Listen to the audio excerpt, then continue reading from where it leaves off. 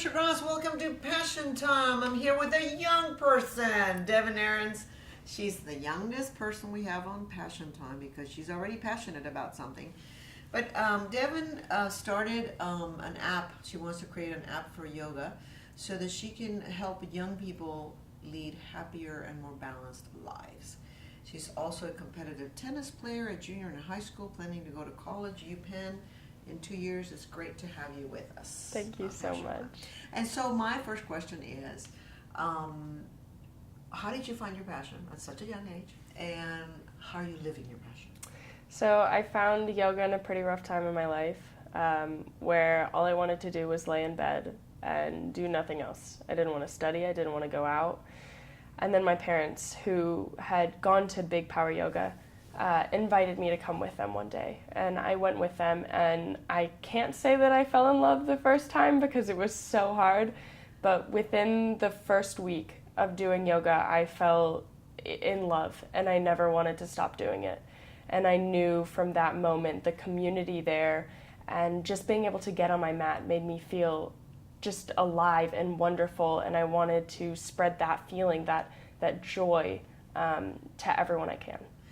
So tell me, I'm assuming you were suffering from depression and yoga somehow, and within a week you started feeling differently. Tell me how you felt differently. Was it just physical? Was it your mind, your soul? What happened? Well, the thing is, I was just very anxious, and I've always been a very anxious person. It just kind of flared up around then, and it wasn't just the physical activity, because I had been doing tennis for a while. Yeah. But it was something about the lack of competition and just listening to your body and really tuning into your body and your mind and overcoming adversity. Some of the poses that you have to hold are insanely hard, and sweat is dripping down you, and you just overcome it. You breathe through it and you survive. And if you can survive one of those hour-long classes, I know. you can survive anything. anything. Hour and a half of hot yoga. Yeah. Boy, that is tough. Now, I want to know, though, you said that it's really important to define what yoga is, because you said a lot of people think yoga is only for rich people, and you know, not everybody can do it. And so tell me what your definition of yoga is so that people can understand. Yeah, so yoga in its simplest definition is connecting breath with movement. That is all it is. And there's this stigma behind it that it's stretching. It's light stretching, and that if you're a guy or if you're not flexible, you can't do it. Or people who are in athletics who are like, oh, I just need to stretch a little bit. I'm going to go to yoga. That isn't necessarily yoga. There's some types of yoga that are like that, and then there's others, like the type of yoga I do, Baptiste yoga, which is nowhere near that. But all of them are connecting breath to movement, and the impact from that is so immense, and I don't even understand how that can be possible, but it truly is. Now, what do you think, now you wanted to create an app tell me about that, and why do you think it's so important for everyone to do a little bit of yoga? Because obviously people are rushing all the time, and they're thinking, not everybody can fall in love with yoga like you can, but maybe 5 minutes will make a huge difference. So tell me more. So my first certification I wanted was my kids teaching certification. So when I was 16, I think this January, I got my kids teacher certification, and I started teaching these kids, and I never thought that yoga, I thought it was kind of like glorified babysitting. Okay. And it wasn't like that at all. These kids, the impact that yoga had on them was immense. It was insane. I never thought it could do that to simple kids. Not disciplined at first, and then they calm down. What did you notice? Well, there's a perfect example. There's one kid who I had him for his very first yoga class ever, and I think he's been doing yoga for about 3 months. And on his very first yoga class, he cried for the entire yoga class. And he was especially young. I think he was 2, and normally we don't take 2-year-olds. But he was really, really young, and he just got really upset all the time, and we could do nothing to calm him down. And each time he came to yoga, he cried a little bit less and less and less. And then we taught him what breath was, and we taught him through bubbles. We taught him how to use his breath with bubbles. Oh, that's so sweet. And every time, and he actually learned how to say bubbles. So every time that he would cry, we would just say bubbles. And he just, and he just start breathing. And the power of just breath is so insane, especially with kids. The movement they can get anywhere. It's the breath and drishti, which is focus. It's a type of focus that I especially like to teach in my classes that helps the kids a lot. So you're teaching kids after class, right? After So, school? yeah. So after my school, I teach the kids and they're coming out from school. So I feel like I can really relate to them. Their brains are turned off, but their bodies are, they just want to run and scream and kick because they've been sitting at a desk all day, and I feel that. And their brains, they just don't want to listen. Them, more or less? So it ranges from about 2 to the biggest class I've taught, I think, was 16 kids. Okay, 16 kids.